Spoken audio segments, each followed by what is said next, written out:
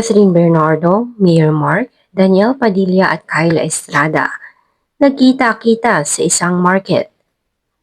Alam niyo ba na ang viral video na kumalat ni na Catherine, Mark, Daniel at Kyla ay parehong araw pala?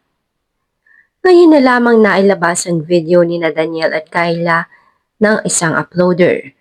At ayon sa ating update na nakuha, iisang araw lang pala ito. Halos magkitang araw ang mga ito. Naunang nagpunta si Catherine at Mayor Mark sa market at agad naman na dumating rin sina Daniel at Kyla. Ayon sa mga netizens na nandun, ay halos nagpang-abot sila sa isang stall ng ice cream. Pero agad na umalis si Catherine at Mayor doon dahil may kailangan pa silang puntahan. Bukod sa usaping ito ay napag-alaman rin ng netizens ang naging ex-boyfriend noon ni Kyla na kung saan ex pala niya ang former housemate na si Brett Jackson. Halos may lahi ang mga naging ex-boyfriend ni Kyla noon. Pero ngayon lang siya mas nakilala dahil sa boyfriend niyang si Daniel.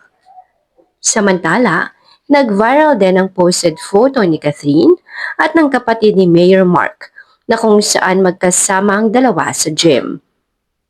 Madalas ngang magkasama ang mga ito at dati ay nag-viral na din ang kanilang photo.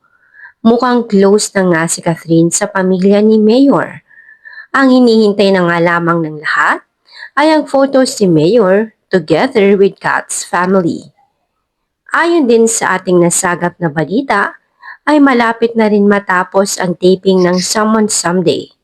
At mukhang malapit na nga rin itong mapanood sa Netflix at National TV.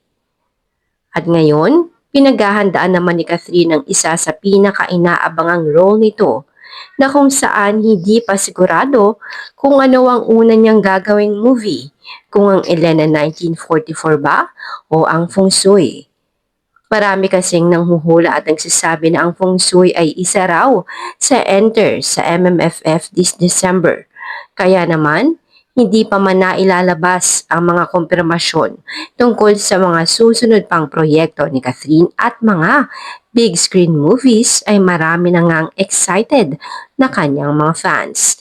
Isa rin sa inaabangan ang mga mall shows na gaganapin bilang paghahanda at bilang pagpopromote na rin ang kanyang teleserye.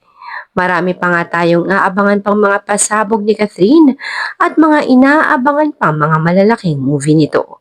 Kaya naman, para sa mga maaari pang update kay Catherine at sa mga kaganapang sighting sa kanila ni Mayor, manatiling nakasubscribe sa channel na ito.